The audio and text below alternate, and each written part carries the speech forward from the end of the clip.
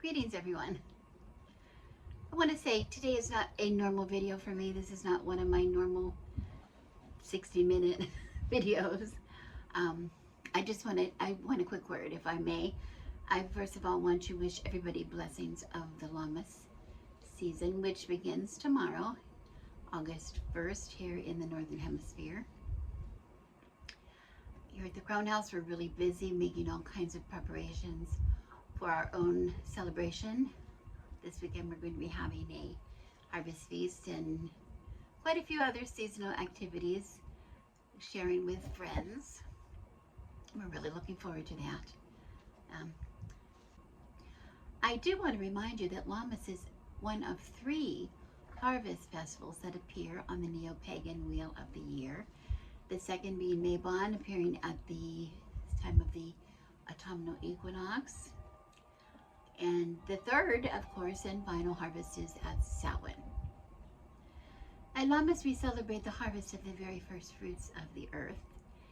In pre-Christian Britain, where most of our Lammas festivities originated, this was originally, I believe it was wheat, or thought to be wheat. Hence the term Lammas, Lammas. But it also could apply to other grains, barley, rye, of course, and oats, places where wheat did not grow. And 2 indigenous tribes here in North America, they had similar festivities surrounding the harvesting of corn or maize, which was their grain of choice.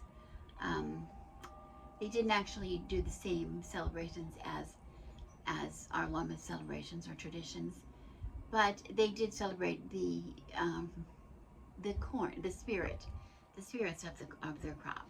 So we had that in common. For gardeners today, this is an exciting time. After all of our toiling, after many of us planted our seeds, beginning at Imbolc, a lot of us, maybe even before,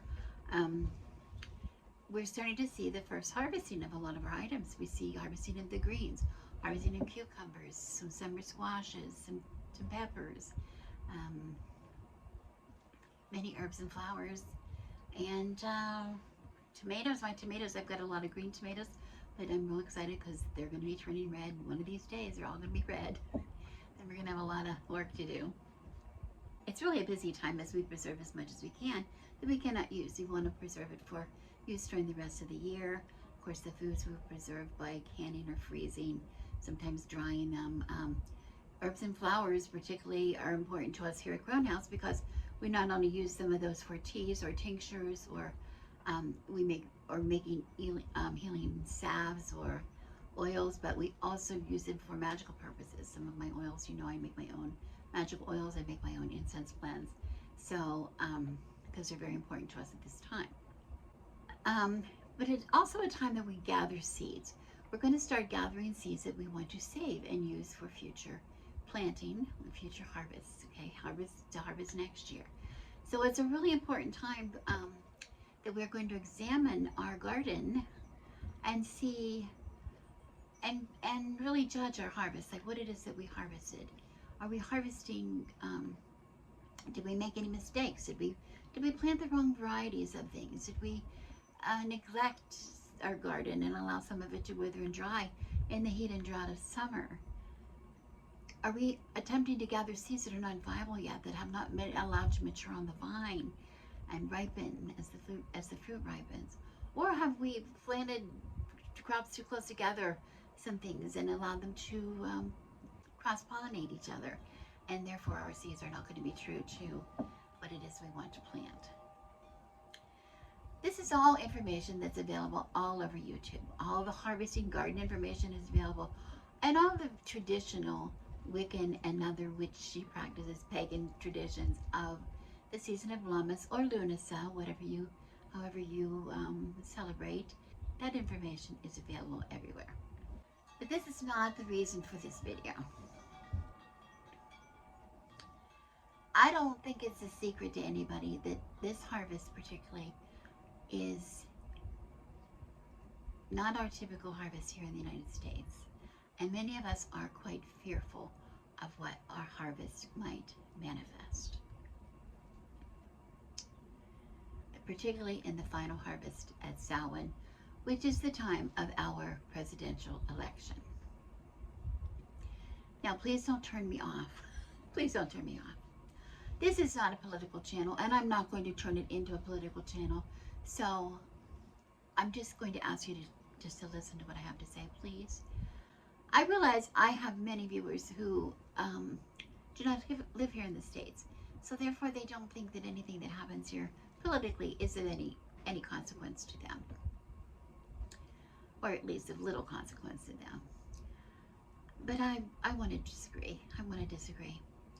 The United States, if only by its size and therefore its understandable influence on the rest of the world, needs your prayers right now and needs your healing energies. I don't like asking viewers to subscribe to this channel. I very rarely do. I don't ask you to like it. If you like my video, please push like down there or whatever, beat the bell or whatever people do.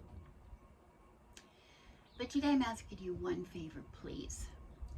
And that is to take 7 minutes and 42 seconds of your time and watch a video. It's not my video, it's somebody else's video. It's a video that appeared on my news feed, on my channel here on YouTube, on my homepage, on my homepage on YouTube. It was recommended to me, and I'm not sure why, because I do not watch many political channels, hardly ever. I don't watch the news that much. I get my news. My husband watches and reports to me, and I watch some things that he recommends that I watch. But other than that, I really don't sit and watch most things. But this video came up on my channel, and something made me push watch. I don't know why. Push play. I had to push play. It's 7 minutes and 42 seconds only. I do not know the man who did the video. I do not know his channel. I've never seen any other video on his channel. It could be any kind of a channel. And I apologize if it's something that is really something that is offensive to you. But he did something in his video. He made a video that was born out of a conversation he had with his teenage son. And he spoke in his heart.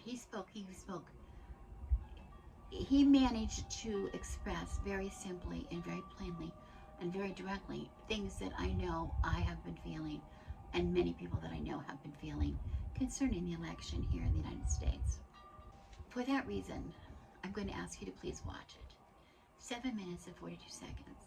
Please watch it. That's all. I'm not asking you to comment or like it or share it or whatever. I just want you to watch it because it is something that I feel very strongly, and I don't express here. I want to say that I do truly fear what may be harvested here in 2024 that will change forever my life and very possibly your lives, wherever you are, all over the world. We must ensure that the seeds of our intention are true and that we manifest truth and a conscious collective response for creating our future. I'm Rebecca. Thank you for coming to the Crone House and watching. And as always, I wish you blessings.